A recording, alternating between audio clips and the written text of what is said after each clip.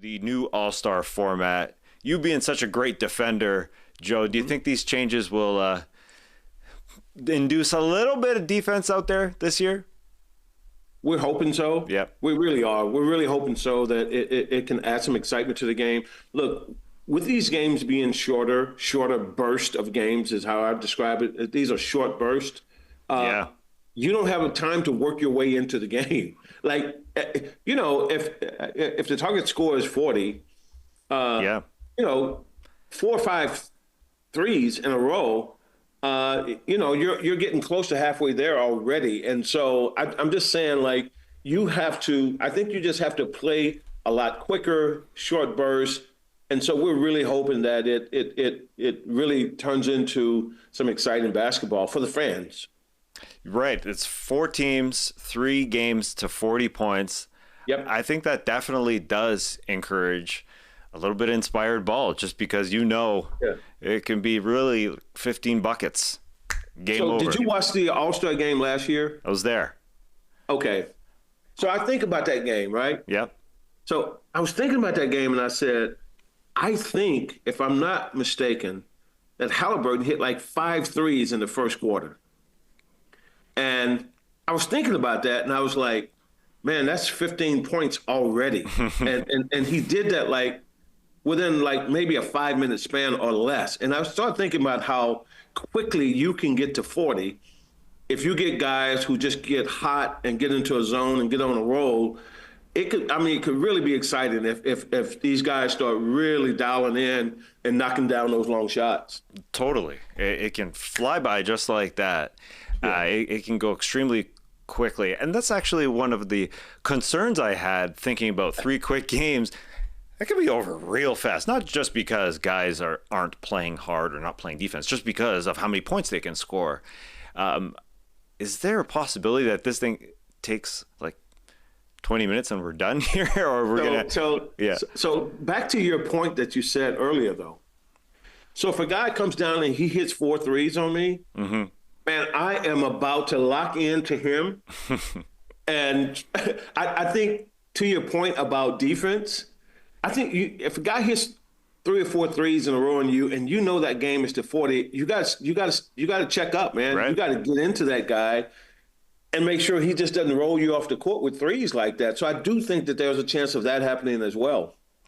Totally. Last year when I was in person, I remember Giannis. Speaking of him and MVP, I remember him. One of the plays was him getting down into a defensive position, guarding a 3-point shooter. And last year, guys were flying up and down the floor, and guys were kind of chilling out at times because it's hard work playing defense over and over and over again. But if you're playing till 40, that's a lot different. That's kind of like a quarter. So it should be exciting. I'm sure there will be, in the intermissions, there'll be concerts, there'll be shows, there'll be stuff going on in the arena. So I'm looking forward to that. One thing I wanted to ask you about was the prize pool of cash going around to everybody, which I think helps out. The prize pool is 1.8 mil, with each member of the winner team receiving 125,000. How is that decided? Will it grow? And do the players know about it? I suppose since I know about it, the players must know about it. They do know about it. Yeah. Listen, one of the biggest things in NBA practice is a $100 bill being placed at half court and everybody's lining up to shoot for it. And invariably, you see the guy who wins it, you would think he won, like he's going to the finals. So yes, they know it matters. And like I said, even if it's $100 after practice, everybody wants to win the money, man. So these guys they'll be pumped, and they know exactly what it is, and they'll play for it. They'll play for that. But I really do think that, I'm gonna go back to the game. I really do think that the 40-point games can inspire some good basketball. Yeah, I totally agree. I think the format is the main point here. The prize pool money is kind of going under the radar right now. But it is something for them to play for. Yeah, it is something. Yeah, exactly. One thing I'll ask you before I let you go, being from the 80s and the 90s when the slam dunk contest was a little different, where the stars were Mm-hmm. definitely inspired to go into it. Mm-hmm. Obviously, Michael, Neek, the guys you were mentioning. Mm-hmm.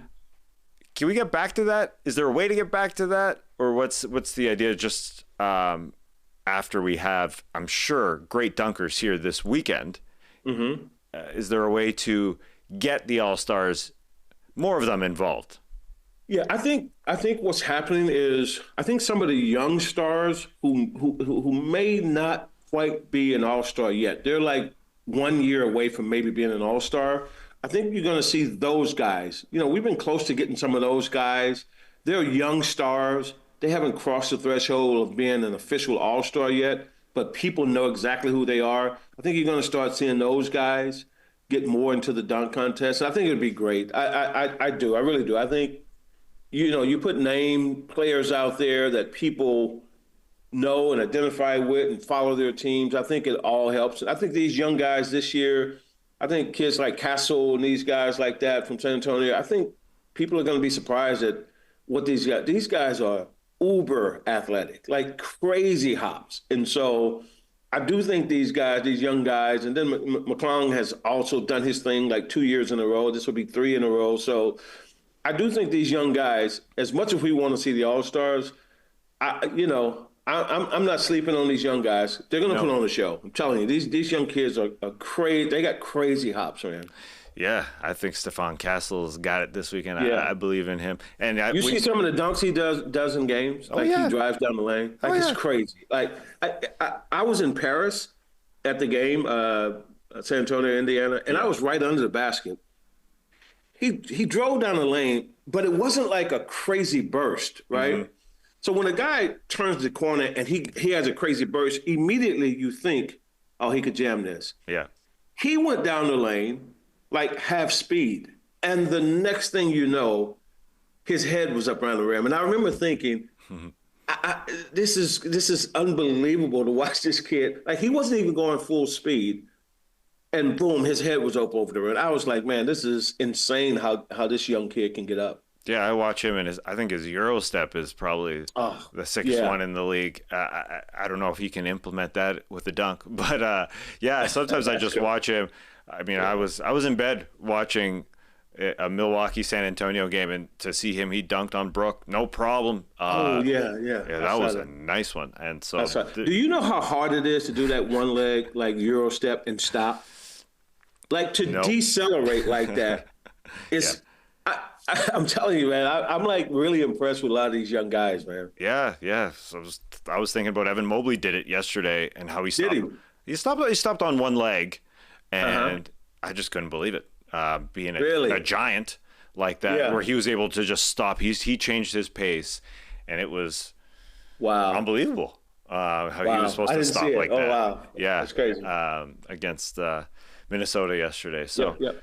I appreciate your time. Thank you. Can I ask you, will you be in attendance? I got to assume you'll be in the house. Oh, yeah, I'll be there. Yeah. I'll be there. I will be there. It'll be a fun one. So it'll be a fun one. It should be a fun weekend. I imagine. I bet it will. I know there's some people wondering, well, will this new format work? Blah, blah, blah. It'll be a fun weekend. All right, Joe. I thank you so much for your time. Thank Joe you. Dumars. Thank you.